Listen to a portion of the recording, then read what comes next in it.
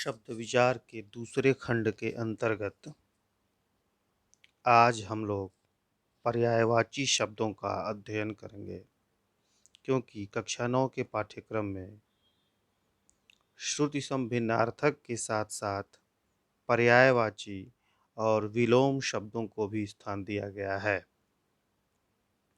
अतः आज हम लोग पर्यायवाची शब्द का अध्ययन करने जा रहे हैं।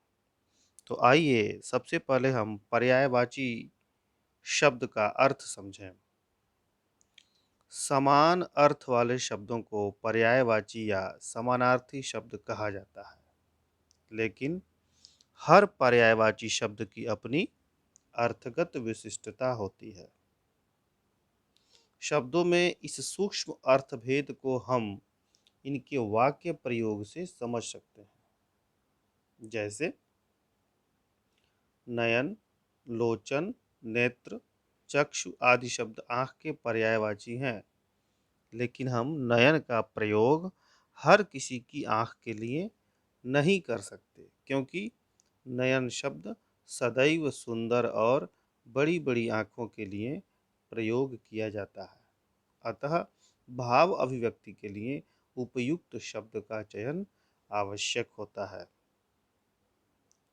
इसीलिए कहा गया है कि जो शब्द एक दूसरे के लगभग समान अर्थ देते हैं उन्हें पर्यायवाची या समानार्थक शब्द कहा जाता है ना। आकाश को गगन कहते हैं, नभ कहते हैं, व्योम कहते हैं, आसमान तथा अंबर भी कहते हैं। ये सभी शब्द आकाश के पर्यायवाची हुए, किंतु सब में कुछ न कुछ सूक्ष्म भेद भी होता है। इसीलिए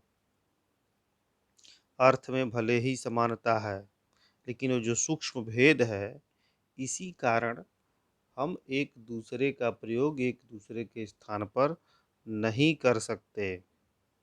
जैसे एक उदाहरण देखें, कौरवों ने द्रौपदी के चीरहरण का प्रयास किया। अब चीर माने होता है कपड़ा। अब आप देखें, दूसरे जगह मैं कपड़े का प्रयोग कर रहा हूँ। कौरवों ने द्रौपदी के कपड़ा हरण का प्रयास किया। इन दोनों वाक्यों में प्रयुक्त शब्द चीर तथा कपड़ा एक दूसरे के पर्यायवाची होते हुए भी एक दूसरे के स्थान पर प्रयुक्त किए जाने पर अटपटे लग रहे हैं कि नहीं लग रहे हैं। इसलिए एक दूसरे के स्थान पर इन पर्यायवाची शब्दों का प्रयोग नहीं किया जा सकता। जैसे गंगा जल के स्थान पर गंगा पानी का प्रयोग उचित नहीं है। इसलिए पर्यायवाची पढ़ते समय और लिखते समय बहुत ध्यान देना चाहिए, है ना। इन शब्दों का प्रयोग अत्यंत सावधानी से करना चाहिए। तो कुछ पर्यायवाची शब्द आपके परीक्षा के दृष्टिकोण से दिए जा रहे हैं जो बहुत महत्वपूर्ण है। आप इनको दोहराते रहिए।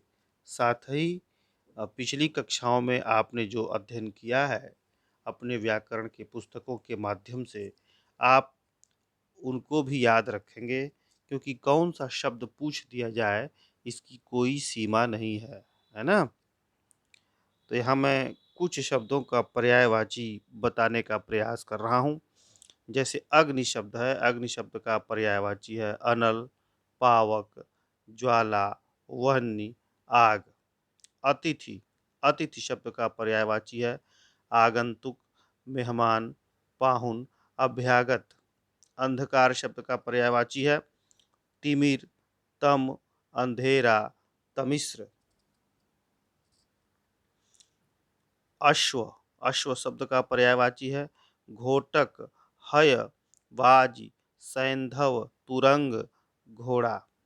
आँख का पर्यायवाची है नेत्र, चक्षु, नयन, दृग, लोचन।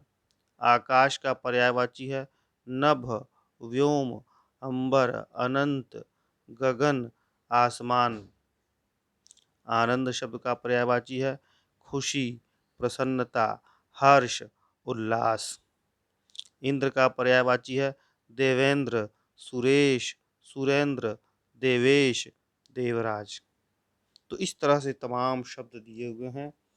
आप इन शब्दों का अध्ययन करेंगे और अपने ज्ञान को बढ़ाएंगे।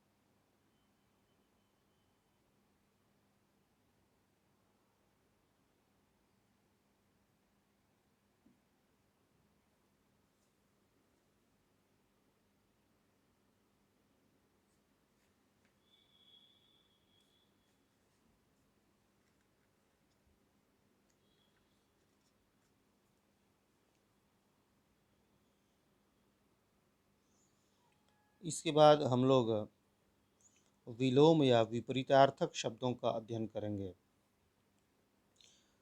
देखिए, जो शब्द अर्थ की दृष्टि से परस्पर विपरीत होते हैं उन्हें विलोम या विपरीतार्थक शब्द कहते हैं। जैसे मांसाहारी शब्द है और उसका विपरीतार्थक शाकाहारी होता है ना।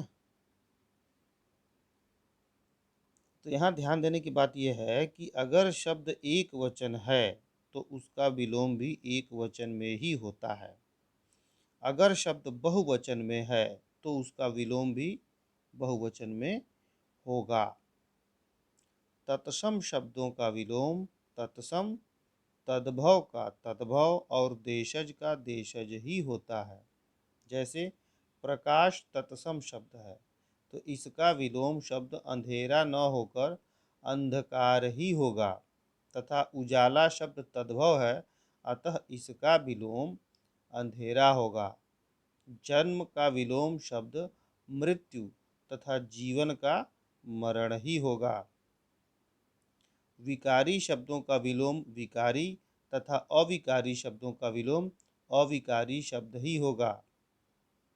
इसलिए विलोम शब्द लिखते समय इन सारी बातों का विशेष ध्यान दीजिएगा, अन्यथा त्रुटियां हो जाएंगी, गलतियां हो जाएंगी और आपको उचित अंक प्राप्त नहीं होगा।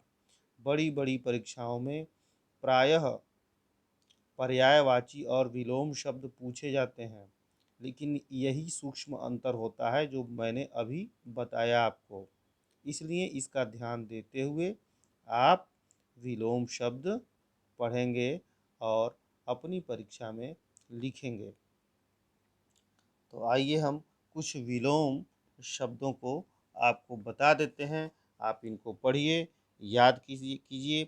इसके अलावा आपने जो प्रायः शुरू से पढ़ा है उसको भी याद करने का प्रयास कीजिए, क्योंकि आए दिन आपको नए शब्दों से परिचित होना पड़ता है और इन शब्दों को याद रखना आपका कर्तव्य है। तो आइए कुछ शब्दों पर ध्यान देते हैं।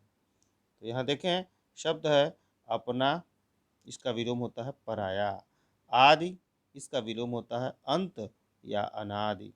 अपमान का सम्मान, उत्कृष्ट का निकृष्ट, आंतरिक का बाह्य, अनुरक्ति का विरक्ति,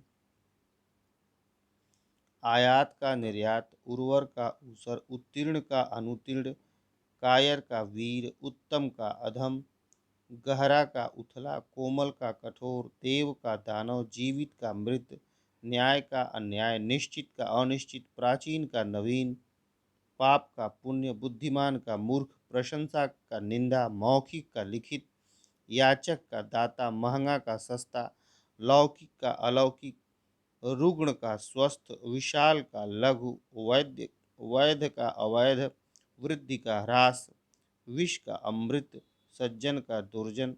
तो ऐसे ही ये तमाम शब्द दिए हुए हैं। आप इसको ध्यान से पढ़िएगा और ध्यान से समझने का प्रयास कीजिएगा।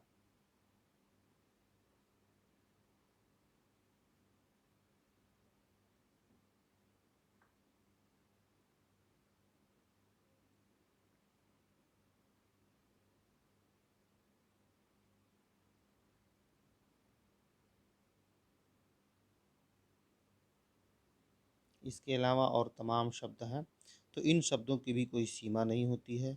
इसलिए आप ये मत समझिएगा कि सिर्फ यही आएगा, इसी में से आपकी परीक्षा में पूछा जाएगा, ऐसा नहीं है। आपका जो शब्द है वह असीमित है, इसलिए आपका ज्ञान भी असीमित होना चाहिए इसके संदर्भ में। तो आशा करते हैं कि आज आप पर्यायवाची और विलोम शब्दों को भली भांति समझ गए होंगे और मेरे कहने का आशय भी आप समझ गए होंगे।